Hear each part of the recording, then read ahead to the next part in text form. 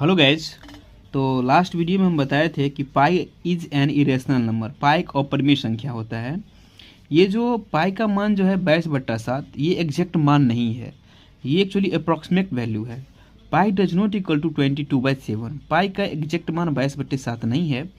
पाई की approximate value जो है वो 22/7 है, जो कि रेशनल नंबर। ये 22/7 रेशनल नंबर है, but pi note rational number. Pi rational number नहीं है क्योंकि पाई का एग्जैक्ट मान 22/7 नहीं है, ये अप्रॉक्सीमेट वैल्यू है, इसलिए पाई इज एन इरेशनल नंबर है।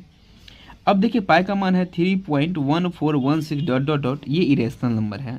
पाई जो मान 22/7 नहीं होता है, ये एक अप्रॉक्सीमेट वैल्यू है, लेकिन हम लोग क्वेश्चन सॉल्व करने के लिए पाई का मान 22/7 ले लेते हैं।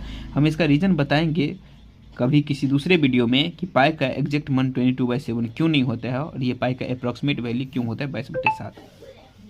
अब यहाँ पे हम आ जाते हैं जीरो।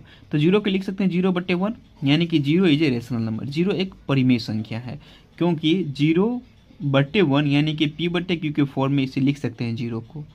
और जीरो भी है, इंटीजर है, और ये भी 1 भी इंटीजर है। p भी इंटीजर, p/q, तो p भी इंटीजर और q भी इंटीजर, इसलिए जीरो एक रेशनल नंबर है, परिमेय संख्या है।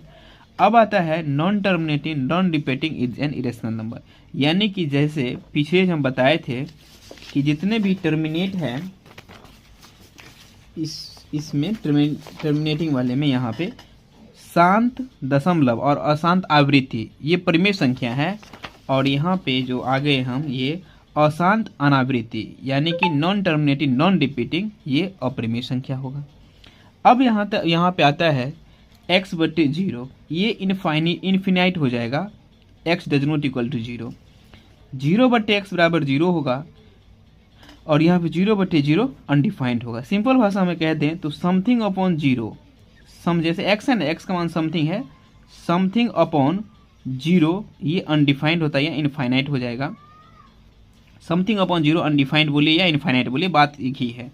और 0/समथिंग, तो इसका वैल्यू होता है 0। जैसे देखिए 0/x का मान क्या आ गया 0, और 0/0 अनडिफाइंड। जैसे ये सही है ना, सत्य है ना, a/b बराबर c, यानी a बराबर b गुने c। अगर हम 4/2 बराबर 2 लिखते हैं तो 4 बराबर होगा ना 2 गुने 2, यानी कि a/b बराबर c। तो देखिए 4 का मान आ गया ना 2 गुने 2, इस हिसाब से सही होना चाहिए। अब जैसे है इसको हम प्रूफ कर देंगे ये तीनों को 1 बाय 1 करके। अब x बराबर √16 है तो x का मान प्लस होगा 4, ये इसमें माइनस नहीं आएगा, सिर्फ और सिर्फ +4 होगा क्योंकि रूट के अंदर से हमेशा पॉजिटिव निकलता है। और x² बराबर 16 यहाँ पर होगा x का मान +4 और -4।